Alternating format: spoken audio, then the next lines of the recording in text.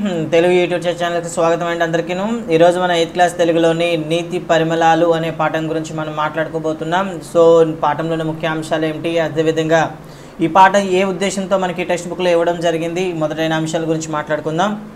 So పాఠం పేరైతే మనకి నీతి పరిమళాలు. సో నీతి పరిమళాల గురించి మనం మాట్లాడుకుంటే ఈ ప్రక్రియ చూసుకున్నట్లయితే ఇది ప్రధానంగా మనకి పద్యం అంటే మొత్తం కూడా పాఠ్యాంశం కూడా మొత్తం మనకి పద్య రూపంలో కనిపిస్తుంది. సో ప్రక్రియ ఏంటంటే పద్యం అని చెప్తాం. అదేవిధంగా ఇతివృత్తం చూసుకున్నట్లయితే ఇతివృత్తం మనకి నైతిక విలువలను పద్యాల ద్వారా బోధించడమే ఈ పాఠ్యాంశం యొక్క ఇతివృత్తం అని చెప్పొచ్చు. సో పాఠ్యభాగ ప్రక్రియ ఏంటి చూసుకున్నట్లయితే ఇది శతక పద్యాలకు సంబంధించింది. సో శతకాలు అనేవి పరిచయం చేయడం, అసలు శతకం యొక్క వర్ణన ఏ విధంగా ఉంటుంది చెప్పడం ఈ పాఠం యొక్క ఉద్దేశం. ఒకసారి చూద్దాం. శతకం అంటే ఏమిటి? 100కు పైగా పద్యాల గల రచనను మనం శతకం అని పిలుస్తాం. సో ప్రతి పద్యం కూడాను ఒకదానితో ఒకటి సంబంధం లేకుండా ఉంటుంది. సో దేనికదే ఒక ప్రత్యేకతను కలిగి ఉంటాయి. అంతేకాకుండా ప్రతి పద్యం చివర ఒక మొకటం ఉంటుంది. ఈ మొకటం అనేది ఆ పద్యం ఏ శతకానికి చెందిందో తెలియపరుస్తుంది. కొన్నిసార్లు అయితే ఈ మొకటాలు ఒక పాదంగా ఉండవచ్చు, మరికొన్నిసార్లు 2 పాదాలుగా కూడా ఉండవచ్చు. సో ఇది మనకు ఉండేటటువంటి శతకం. మరి శతకాల ద్వారా బోధించే అంశాలు ఏమిటి ఒకసారి చూద్దాం. శతకాలు ప్రధానంగా నీతి, భక్తి, వైరాగ్యాలను మనకు బోధిస్తూ ఉంటాయి. అంతేకాకుండా ఈ పద్యాల ద్వారా మనకి ఏం చేయవచ్చు అంటే శతక పద్యాల ద్వారా సమాజ పోకడలను విద్యార్థులకు అవగాహన అయ్యేట్లు మనం చెప్పవచ్చు. అలాగే మనిషి ఎలా జీవించాలో కూడా తెలియపరుస్తాయి. అంతేకాకుండా వీటి ద్వారా విద్యార్థుల్లో నైతిక విలువను పెంపొందించడమే ఈ పాఠ్యాంశం యొక్క ప్రధాన ఉద్దేశము. మరి మనకు అంటే ఎడ్సెట్ కానీ, డైట్ సెట్ కానీ, టెట్ కానీ, డిఎస్సీలకు కానీ ఈ పాఠం నుండి అంటే ఇది 8th క్లాస్ టెక్స్ట్ బుక్ కాబట్టి ఈ పాఠ్యాంశం నుండి ముఖ్యమైన ప్రశ్నలు ఏమైనా ఉన్నాయా, వాటి గురించి ఏమైనా ప్రశ్నలు మనకు అడగడానికి అవకాశం ఉంటుందా, వాటి గురించి ఒకసారి మాట్లాడుకుందాం. సో మొదటి పద్యం చూడండి. ఇక్కడ తనకు ఫలంబు లేదని ఎదదని పోయడు అంటూ ఒక పద్యం మనకి ఇవ్వడం జరిగింది. ఈ పద్యం అనేది మారద వెంకయ్య గారు రాసినటువంటి భాస్కర శతకం. సో ఈ పద్యంలో మనకు మొకటం క్లియర్గా కనిపిస్తుంది ఇక్కడ. సో భాస్కర అనేది ఉంది కాబట్టి ఇది భాస్కర శతకంలో ఉన్నది. సో ఈ పద్యం యొక్క భావం ఏంటో ఒకసారి మాట్లాడుకుందాం. పద్యం యొక్క భావం చూసుకున్నట్లయితే కీర్తిని కోరే గుణవంతుడు తనకు ఎలాంటి లాభాన్ని ఆశించడు. అంటే పేరు ప్రఖ్యాతుల కోసం ప్రయత్నించే ఏ వ్యక్తి అయినా సరే తనకు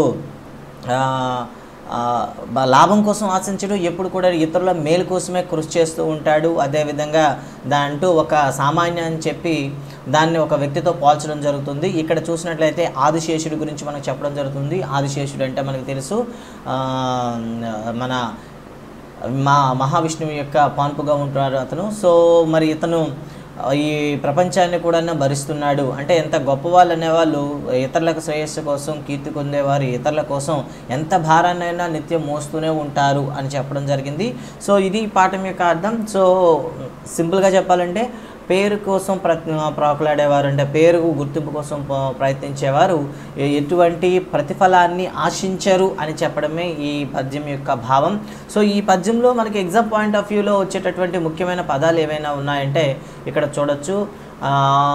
గ్రోలీ. సో ఇక్కడ మనకు కనిపిస్తుంది కదా ఈ పదం గ్రోలీ అని కనిపిస్తుంది. అదేవిధంగా ఇక్కడ తర్వాత ఇక్కడ మనకు వినిపిస్తే చూస్తే తా ప్లస్ అనిమిషము 2 కలిపి తా అనిమిషము అని ఇవ్వడం జరిగింది. ఈ పదాల యొక్క అర్థాలు మనకు అవసరం. ఒకసారి చూద్దాం. ఈ పద్యం అనేది నిజంగా ఛందస్పరంగా చూస్తే చంపకమాలకు సంబంధించింది.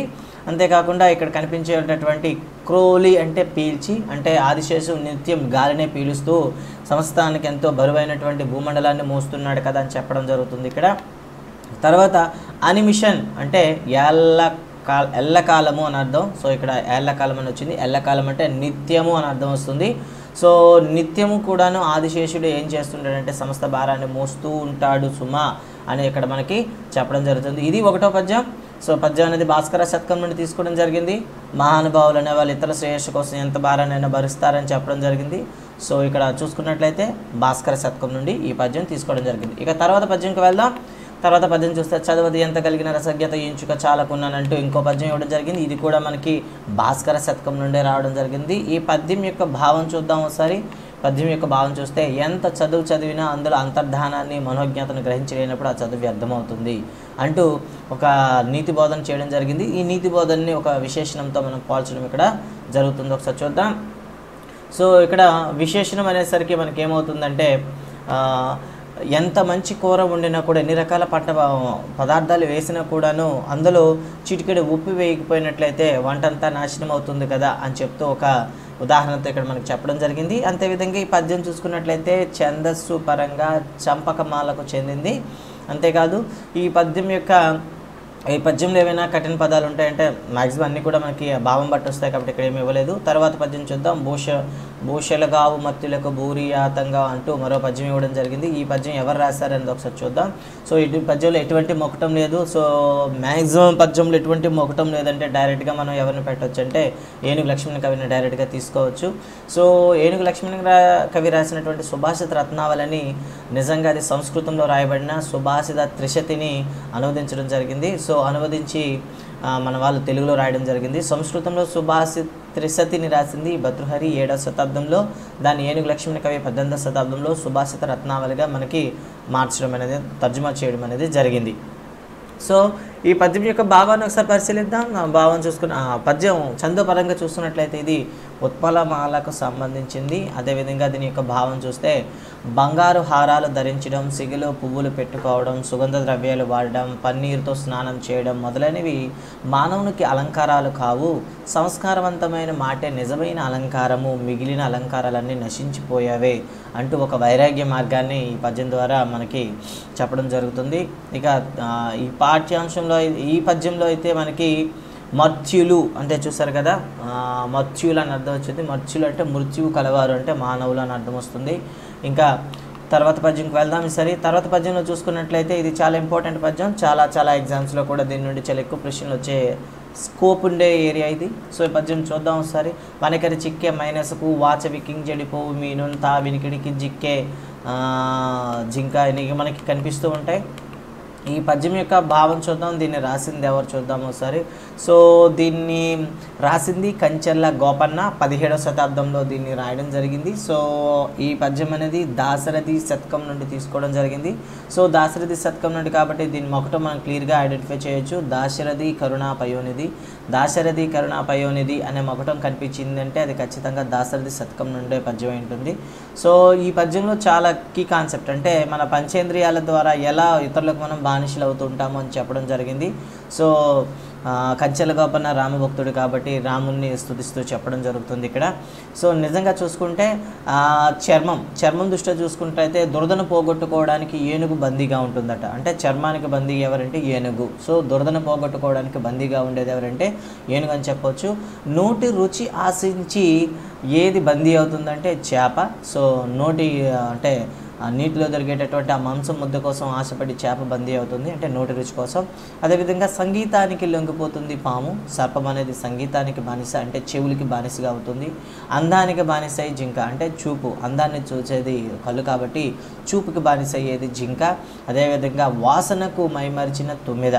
వాసన అంటే మనకు తెలిసే ఉంటుంది ముక్కు అంటే నాసికం, అంటే నాసికానికి మనకి బందీ అయ్యేది తుమ్మెద. ఇలా ఒక్కొక్క ప్రాణి ఒక్కొక్క ఇంద్రియానికి బానిస అవుతుంది సుమా. వీళ్ళందరినీ కాపాడేది నువ్వు ఒక్కడవే కాబట్టి నేను అరిషడ్ వర్గాల్ని జయించగలను, నువ్వే నన్ను కాపాడాలి అని చెప్తూ కంచెల్ల గోపన్న గారు ఈ పద్యాన్ని చెప్పడం జరిగింది.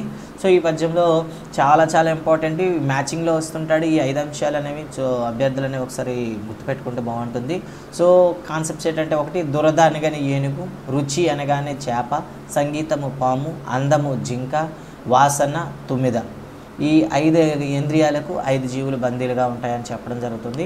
ఇక తర్వాత పద్యం కోసం వెళ్దాం. తర్వాత ఒక పద్యం ఇవ్వడం జరిగింది. చూసారా, ఈ పద్యాన్ని ఒరిజినల్గా రాసింది ఎవరు, అనువదించింది ఎవరు మనకు చాలా అవసరం. సో దీన్ని నీలకంఠ దీక్షితులు 17వ శతాబ్దంలో సభారంజన శతకంలో రాయడం జరిగింది. సో ఈ బిట్ అనేది చాలాసార్లు మనకి టెట్లోను, డిఎస్సిలోను, డైట్ సెట్లోను, హెడ్ సెట్లోను ఇవ్వడం జరిగింది. సభారంజన శతకం రాసింది ఎవరు? నీలకంఠ దీక్షితులు 17వ శతాబ్దంలో రాయడం జరిగింది. దీన్ని అనువదించింది ఎవరంటే ఏలూరుపాటి అనంతరామయ్య 20వ శతాబ్దానికి చెందిన కవి. సో ఈ పద్యంలో క్షమ అనే పదం 4 సందర్భాల్లో ఉపయోగించడం జరుగుతుంది. ఒక్కో సందర్భంలో ఒక అర్థం ఉంటుంది. సో ఈ పద్యం అనేది బిఫోర్ లాస్ట్ ఇయర్ టెట్లో ఇచ్చినట్టున్నాడు. అదేవిధంగా ప్రతి సందర్భంలో కూడా క్షమకు అర్థం ఏమిటి అని అడగడం జరిగింది. సో ఇందులో చూద్దాం. భావం చూసినట్లయితే మనకు అర్థమవుతుంది. ఎవరు ప్రయత్నంలో క్షమను అంటే ఓపిక, మొదటి క్షమకు అర్థం ఓపిక కాపాడుకుంటారో వారే క్షమను అంటే రెండోసారి క్షమ అనే పదం వాడింది. దీని అర్థం భూమి, ఇక భూమిని కాపాడుతారు. ఎవరిలో క్షమ, ఇక మూడోసారి క్షమ అనే అర్థానికి సహనం నిశ్చలంగా ఉంటుందో వారు అన్ని పనుల్లోనూ క్షమలై సమర్థులై ఉంటారు అని మనకి ఇక్కడ చెప్పడం జరుగుతుందన్నమాట. సో ఇది మనకి ఇవ్వడం జరిగింది. ఇక తర్వాత పద్యం చూద్దాం ఒకసారి. తర్వాత పద్యం చూసినట్లయితే మనకి దూర్జటి రాసినటువంటి శ్రీకాళహస్తీశ్వర శతకం నుండి ఒక పద్యం కూడా ఉంది. మ్యాక్సిమం ఈయనలు అన్నీ కూడా భక్తి మార్గంలోనే మనకి పద్యాలని కనిపిస్తూ ఉంటాయి. సో ఈ పద్యం కూడాను రాజులను ఎవరైతే ఆశ్రయిస్తారో వారిని ఎల్లగొడుతూ చెప్పినటువంటి పద్యం అని చెప్పవచ్చు. సో ఇది శార్దూలానికి చెందినటువంటి అంటే చందోపరంగా ఇది శార్దూలానికి చెందిన పద్యం. సో ఈ పద్యం యొక్క భావం చూద్దాం. శ్రీకాళహస్తీశ్వర అంటే తినడానికి అడిగితే ఎవరైనా ఇంత బిచ్చం పెడతారు, నివసించడానికి గుహలు ఉన్నాయి, వస్త్రాలు వీధుల్లో దొరుకుతాయి, తాగడానికి నదుల్లో తీయని నీరు ఉంది, మానవులను కాపాడడానికి నువ్వు ఉన్నావు, అయినా ఈ ప్రజలు రాజులను ఎందుకు ఆశ్రయిస్తున్నారో తెలియడం లేదు అంటూ చెప్పడం జరిగింది. ఇక్కడ సీతామృతము అంటే ఇక్కడ గుర్తుంచుకోవాలి. అమృతం అంటే మనకు తెలుసు, సీతామృతం అంటే ఇక్కడ నీరు. అలాగే ఈ విధంగా మనకి పద్యభావం అనేది మన వైరాగ్య మార్గాన్ని అదే భక్తి మార్గం సూచించడం జరుగుతుంది. ఈ పద్యం తర్వాత పద్యం చూసుకున్నట్లయితే మనకి తాళ్ళపాక పెద తిరుమలాచార్యులు రాసినటువంటి ఒక పద్యం మనకు కనిపిస్తుంది. ఈయన 16వ శతాబ్దానికి చెందిన కవి. ఈ పద్యం వచ్చేసి వెంకటేశ్వర శతకం నుండి తీసుకోవడం జరిగింది. ఇక పద్యం అనేది మనకి శీస పద్యం కనిపిస్తుంది. శీస పద్యం అనేది చివరిగా ఒక ఆటవెలది కానీ తేటగేది కానీ కంద పద్యంతో కానీ ముగుస్తూ ఉంటుంది. సో ఇక్కడ మనకు పద్యం మొత్తం కనిపిస్తుంది. సో ఈ పద్యం యొక్క భావం ఒకసారి చూద్దాం.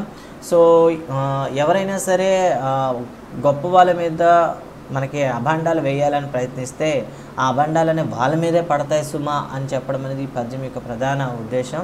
సో ఇక్కడ మనదే కనిపిస్తుంది. భావం చూస్తే లోకమంతా నిండి ఉన్నవాడివి, సత్యకోటి తేజస్సు కలవాడివి, లోకంలో ఎవరైనా దుర్మార్గుడని సూర్యుని మీద దుమ్మెత్తి పోస్తే అది వాడి మీదే పడుతుంది. పొగరతో పొట్టేలు అంటే మనకి పొట్టేలు అంటే తెలిసే ఉంటుంది, గొర్రె బాగా ఎదిగినటువంటి గొర్రె వెళ్ళి కొండని తలతో పగలగొట్టాలని చూస్తే తన తల పగలుతుంది. అలాగే మంట నార్పాలని మిడతల దండుగానే మంట పైన ప్రభావం అంటే దాడి చేస్తే ఆ మంటలో పడి మాడిపోతాయి తప్ప అటువంటి అవతల ఉన్న వాటికి ఎటువంటి ప్రభావం ఉండదు. అదేవిధంగా ఎదుటివాడి బలం తెలియకుండా యుద్ధానికి దిగితే వాడికే అవివాక్ అవుతాడు తప్ప విజయం పొందడం అసాధ్యం అని చెప్తూ మనకి ఇక్కడ పద్యం ఇవ్వడం జరిగింది. సో ఇక్కడ చూడండి, కొండతో పోటీ పడింది ఎవరు? తగరు అంటే ఇక్కడ మనకు తెలిస్తుండాలి. పొట్టేలు ఇక్కడ మనకి చూడండి ఒకసారి. ఇక్కడ మనకి కొన్ని పదాలు కనిపిస్తుంటాయి. ఇక్కడ దగరు అని పడింది, తగరు అంటే పొట్టేలు. సో ఈ పొట్టేలు అనేది మన గురించి తెలియాలి. పొట్టేలు దేంతో ఢీ కొడుతుందంటే కొండతోను. అదేవిధంగా సూర్యుడిపైన దుమ్మెత్తి పోస్తే మన మీదే పడుతుంది. అలాగే మిడతలు చిచ్చు అంటే తెలుసు కదా, అంటే ఏవైతే మనకు ఉంటాయో నిప్పు మీద పడేటటువంటి మిడతలని ఒకేసారి దాడి చేసి నిప్పును ఆపడానికి ప్రయత్నిస్తే అవే కాలిపోతాయి. అదేవిధంగా వలలో చిక్కుకున్న చేప ఎంత గింజుకున్నా ఇంకేమవుతుందంటే ఇంకా దాంట్లో ఎక్కువగా చిక్కుపోవడం జరుగుతుంది తప్ప దాని నుండి బయటికి రావడం అనేది జరగదు అని చెప్పడం అనేది ఈ పద్యం యొక్క ప్రధాన ఉద్దేశం. ఇక తర్వాత పద్యంలోకి వెళ్దాం. తర్వాత పద్యంలో కోడూరు వీర రాఘవాచార్యులు 20వ శతాబ్దం చెందినటువంటి కవి. ఈయన రాసినటువంటి శతకం మిత్ర సహస్రి. సో ఈ శతకం గురించి కూడా చాలాసార్లు మరి ప్రశ్న అడగడం జరిగింది. మిత్ర సహస్రి శతకాన్ని ఎవరు రాశారు? కొండూరు వీర రాఘవాచార్యులు. ఈయన ఏ శతాబ్దానికి చెందిన అంటే 20వ శతాబ్దానికి చెందిన కవి. మరి ఈయన రాసినటువంటి ఈ పద్యం ఏ తరహా పద్యం అంటే ఆటవలది తరహా పద్యం. సో ఇక ఈ పద్యం యొక్క ఒకసారి మొత్తం చూద్దాం. ఒకసారి భావం ఒకసారి చూద్దాం. లోకక్షేమాన్ని కోరే మిత్రమా, ఒక మాట విను, చదివిన చదువును జీర్ణించుకుంటే అది మనసుకు పరిపక్వమవుతుంది. తిన్న తిండి జీర్ణమైతేనే బలం కలుగుతుంది. ఆ రెండు జీర్ణం కాకుండా ఉండిపోతే మనకి కీడుని చేస్తాయి అని చెప్పడం జరిగింది. అంటే చదివిన చదువు మనకు ఉపయోగపడకపోయినా మనకి కీడుని చేస్తుంది. అలాగే తిన్న ఆహార పదార్థం కూడాను మనకు జీర్ణం కాకపోతే మనకి